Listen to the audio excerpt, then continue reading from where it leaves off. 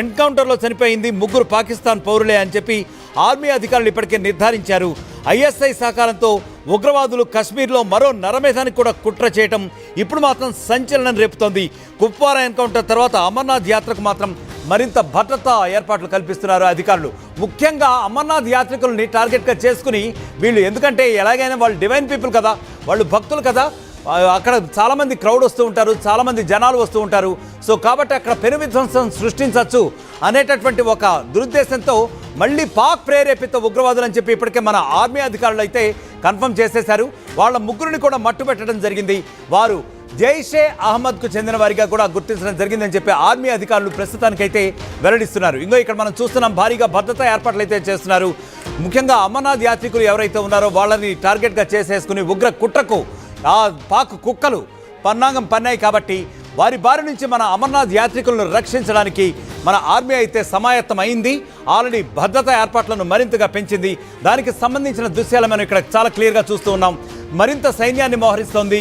ముఖ్యంగా సరిహద్దు ఏరియాల్లో ఉగ్రవాదులు చొరబాటుదారులు ఎటువైపు నుంచి చొరబడే అవకాశం ఉన్నా సరే అక్కడ చాలా నిఘా పెట్టిందని చెప్పి ఆర్మీ అధికారులు ఇప్పటికే వెల్లడించే పరిస్థితి ఉంది. ఉగ్రవేటలో ఆర్మీ, జమ్మూ కాశ్మీర్ పోలీసులు, సిఆర్పిఎఫ్ సిబ్బంది వీరందరూ కూడా ఇప్పటికే పగలు రాత్రి లేకుండా కూడా యాక్చువల్గా చాలా నిరంతర నిఘా పెడుతున్నారు. ఉగ్రవాదుల కోసం రెండో రోజు కూడా, అంటే ఈ రోజు కూడా కూంబింగ్ కొనసాగుతోంది. నిన్న ఉగ్రకుట్రని భగ్నం చేశారు. భారీ ఎత్తున పేలుడు ఆయుధాలు, పేలుడు సామాగ్రి, ఆయుధాలు ఇవన్నీ కూడా స్వాధీనం చేసుకున్నారు. మొత్తానికి చూసుకుంటే ఇక్కడ ఇదంతా కూడా వాళ్ళు భారీ ఎత్తున ఆయుధాలను నిల్వ అదే ఏరియాలో పెట్టడంతో ఆర్మీ అయితే ముందే పసిగట్టగలిగింది. దాంతో అమర్నాథ్ యాత్రికులు అయితే ఇప్పుడు రక్షించబడ్డారని చెప్పి అయితే మనం చెప్పవచ్చు. లేదంటే ఒక పెద్ద పెను విధ్వంసమే జరిగేది. ఎందుకంటే ముఖ్యంగా ప్రతి ఏటా కూడా మనం చూసుకుంటే అమర్నాథ్ యాత్రకు కొన్ని వందల మంది, వేలాది మంది వెళ్తూ ఉంటారు యాత్రికులు. సో దాన్ని టార్గెట్గా చేసుకున్నారు. అంటే ఎంత నిశ్చితంగా ఈ ఉగ్ర కదలికలు ఉన్నాయని చెప్పి మనం అర్థం చేసుకోవచ్చు. ఎక్కడైతే క్రౌడ్ ఎక్కువగా ఉంటుందో, ఎక్కడైతే మన ఇండియన్స్ ఎక్కువగా ఉంటారో అక్కడ విధ్వంసం సృష్టించగలిగితే భారీగా ప్రాణ నష్టం చేయవచ్చు అన్నటువంటి దిక్కుమాల ఆలోచనతో దిక్కుమాలి పాక్ కుక్కలు ప్రయత్నిస్తున్నాయి. పాక్ ఉగ్రవాద కుక్కలు ప్రయత్నిస్తున్నాయి. సో దాన్ని సమర్థవంతంగా ఎప్పటికప్పుడు ఆర్మీ అధికారులు ఆపరేషన్ సింధూర్ నుంచి కూడా తీసుకుంటే సమర్థవంతంగా తిప్పి కొడుతూనే వస్తున్నాయి. మళ్ళీ కూడా గుర్తుంచుకోవాలి, ఈ పాక్ కుక్కలు వాళ్ళు ఎన్ని రకాలైనటువంటి కుట్రలు చేసినా సరే, ఏ రకమైనటువంటి భగ్న కార్యకలాపాలు ప్రారంభిద్దామని చెప్పి వాళ్ళు చూసినా సరే ఎట్టి పరిస్థితుల్లోనూ Indian army is the very strongest. ఎప్పటికప్పుడు ఇట్లాంటి ఉగ్ర కుట్రలని, కుతంత్రాలని కూడా తిప్పి కొడుతూనే ఉంటుంది. వాళ్ళకి సరైన సమాధానం ఇస్తుంది అని చెప్పి ఇప్పుడు మన ఇండియన్స్ అంతా కూడా చాలా ఒక రకమైనటువంటి దీంతో ఉన్నారు. రైట్, ఇక ఇదే విషయానికి సంబంధించి మా ప్రతినిధి మధు మరింత సమాచారం అందిస్తారు. మధు, ముఖ్యంగా చెప్పండి, పెహల్గాం దాడుల తర్వాత కూడా మనం అంతగా బుద్ధి చెప్పాం పాకిస్తాన్కి, అయినప్పటికీ కూడా వాళ్ళ కుక్కతోక వంకర అన్నట్టుగానే ఉంది. ఎందుకంటే వాళ్ళకి బుద్ధి వచ్చినట్టుగా లేదు. ఎందుకంటే ఇప్పటికీ కూడా కుయుక్తులు, కుట్రలు, కుతంత్రాలు ఇవన్నీ కూడా పన్నుతూనే ఉన్నారు. మీ దగ్గర అప్డేట్ ఏంటి? ఎగ్జాక్ట్లీ, పదే కేవలం టూరిస్టులను టార్గెట్ చేసుకోవడం, అందులో కూడా కేవలం హిందువులను టార్గెట్ చేసుకుంటూ, హిందూ భక్తులని, హిందూ టూరిస్టులని టార్గెట్ చేసుకుంటూ ఉగ్రవాదులు చర్యలు చేపడతానే ఉన్నారు. టార్గెట్ గా ముందుకు పోతూనే ఉన్నారు. మరొకసారి ఉగ్రకుట్రను భగ్నం చేశారు. భారీ పేలుళ్లకు ప్లాన్ చేసినటువంటి టెర్రరిస్ట్ అనే ఎన్కౌంటర్ లో అంతమొందించినటువంటి పరిస్థితి. రెండో రోజు కూడా వేట కొనసాగుతుంది, వారి కూంబింగ్ కొనసాగుతుంది. వారందరినీ కూడా మట్టుబెట్టే ప్రయత్నం ఇండియన్ ఆర్మీ చేయబోతా ఉంది. దానికి సంబంధించి పూర్తిగా ఆయుధాలతో వారందరినీ జల్లెడబట్టే ప్రయత్నం చేస్తా ఉన్నారు. ఇది మొదటిసారి కాదు.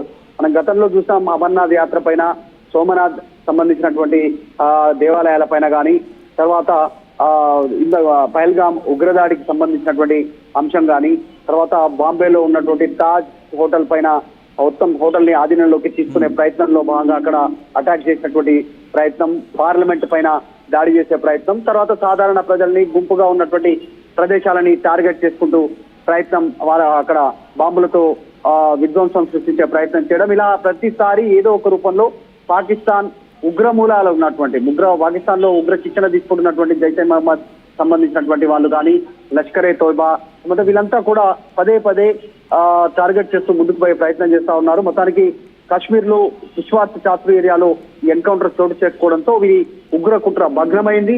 మరింత అలర్ట్ అయ్యారు ఆర్మీ అధికారులు, భద్రతా అధికారులు. ఉగ్రవాదుల కోసం వేట కొనసాగిస్తా ఉన్నారు. ఎందుకంటే అమర్నాథ్ యాత్ర అనేటువంటిది హిందువులకు అత్యంత పవిత్రమైనటువంటి యాత్ర. వివిధ ప్రదేశాల నుంచి, వివిధ రాష్ట్రాల నుంచి వాళ్ళు వాళ్ళ వీలు చూసుకొని ఈ యాత్ర ప్రారంభమైనటువంటి సమయంలో వెళ్తారు.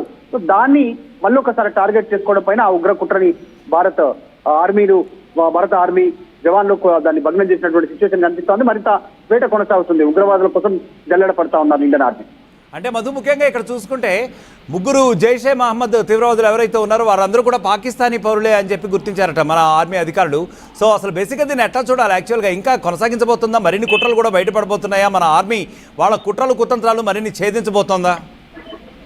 ఎగ్జాక్ట్లీ. మనం మన రీసెంట్ గా ఆపరేషన్ సింధూర్ పేరిట కూడా ఉగ్రవాద శిబిరాలపైనే టార్గెట్ చేయడం జరిగింది భారత ఆర్మీ రక్షణ వ్యవస్థ అంతా. పూర్తి స్థాయిలో మొత్తం 100కు పైగా మొత్తం 17 స్థావరాల పైన దాడి చేసినటువంటి ఇన్సిడెంట్ మనం చూసాం.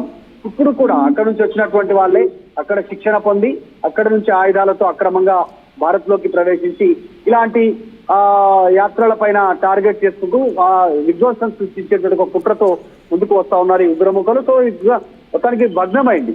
మొదటి నుంచి భారత్ చెప్తున్నటువంటి విషయం అదే. అనేక ప్రపంచ వేదికల వద్ద రుజువులతో సహా ఆధారాలతో సహా మనం నిరూపితం చేశాం. పదే పాకిస్తాన్ లో శిక్షణ పొంది పాకిస్తాన్ సంబంధించినటువంటి ఆయుధాల సప్లైతో వాళ్ళంతా అక్కడ పాకిస్తాన్ ప్రభుత్వం, పాకిస్తాన్ సంబంధించినటువంటి ఆర్మీ, పాకిస్తాన్ లో ఉన్నటువంటి భూభాగాన్ని ఉపయోగించుకుని వాళ్ళంతా ఇక్కడికి అటాక్ చేసే ప్రయత్నం చేస్తున్నారు. వీళ్ళు పాకిస్తానీలే. మా లష్కరే తోయిబా, తర్వాత ఈ జైషే మహమ్మద్, ఇవన్నీ కూడా ఉగ్ర మూలాల కుట్రలు ఉన్నాయని కూడా పాకిస్తాన్ లోనే బేస్ క్యాంపులు ఏర్పాటు చేసుకోవడం, శిక్షణ పొందడం, అక్కడ నుంచి భారత్ లోకి చొరబడి విధ్వంసం సృష్టించడం, ఇదే పనిగా పెట్టుకున్నటువంటి పరిస్థితి ఉంది. సో ఈ ఉగ్రమూలాలకు ఈ ఉగ్రవాదులను ఏరివేసే కార్యక్రమం మళ్ళీ చాలా తీక్షణంగా చేస్తా ఉన్నారు. ఇక్కడ అమర్నాథ్ యాత్ర అనేటువంటి అత్యంత పవిత్రంగా భావిస్తారు. దీనికి భారీ భద్రతా ఏర్పాట్లు చేస్తా ఉన్నారు. మరింత కట్టుదిట్టంగా జరిగే అవకాశం ఉంది. ఉగ్రవాదుల కుట్ర భగ్నం కావడంతో మరింత ఫోకస్ పెట్టే అవకాశం ఉంది. Right Madhu, thank you. మొత్తానికి భారీ పేలుళ్లకు ప్లాన్ చేశారు టెర్రరిస్టులు. అయితే దాన్ని భగ్నం చేశారు చాలా సమర్థవంతంగా, చాలా ఎఫిషియెంట్గా మన ఇండియన్ ఆర్మీ. సో కాశ్మీర్లోని కష్వార్ ఛాత్రు ఏరియాలో ఎన్కౌంటర్ కూడా జరిగింది. అక్కడ 3 పాకిస్తాన్ ఉగ్రవాదులు కూడా హతమయ్యారు. టెర్రరిస్టులు భద్రతా బలగాల మధ్య కాల్పులు జరిగినప్పటికీ కూడా 3 టెర్రరిస్టులు హతమయ్యారు. ఇంకా కూంబింగ్ ఆపరేషన్స్ అయితే జరుగుతూనే ఉన్నాయి. దట్టమైన అటవీ ప్రాంతాల్లో ఇంకా ఎవరైనా టెర్రరిస్టులు దాక్కుని ఉండొచ్చేమో అనేటటువంటి ఒక అన్వేషణ అయితే జరుగుతోంది. చాలా తీవ్రంగా జరుగుతోంది. ఇంకా ఎప్పటికప్పుడు మన ఆర్మీ నిఘా పెట్టే ఉంచింది. ఇంటెలిజెన్స్ వర్గాలు కానీ ఇవన్నీ కూడా ఎప్పటికప్పుడు ఈ పాకిస్తాన్ చేసేటటువంటి చొరబాట్లని నియంత్రిస్తూనే వచ్చింది. ముఖ్యంగా మన ఇండో పాక్ వార్ జరిగిన నేపథ్యంలో ఆ తదనంతర పరిణామాలు కూడా. ఎందుకంటే ఎప్పుడైనా సరే ఈ ఉగ్రవాదులు పీచం మొత్తం కూడా కంప్లీట్గా అణిచేద్దాం, అసలు ఉగ్రవాద మూలాలే లేకుండా చేద్దాం అని చెప్పి దృఢ సంకల్పంతో మన ఆర్మీ అయితే ముందుకెళ్తోంది. సో దీనికి సంబంధించి ప్రతి భారతీయుడు కూడా ఇప్పుడు ఈరోజు జరిగినటువంటి అమర్నాథ్ ఘటనలో కూడా ప్రతి ఒక్క భారతీయుడు కూడా మరింత తీవ్ర ఆగ్రహం వ్యక్తం చేస్తున్న పరిస్థితి అయితే ఉంది. సో ఒక్క అవకాశం, జస్ట్ ఒక్క ఛాన్స్ వస్తే ప్రతి ఒక్క భారతీయుడు కూడా ఈ ఉగ్రమూలాల్ని నరికేసే పనిలోనే ఉంటామని చెప్పి వారు మరింత ఆక్రోశాన్ని వెలిగించే పరిస్థితి అయితే మనం చూస్తున్నాం.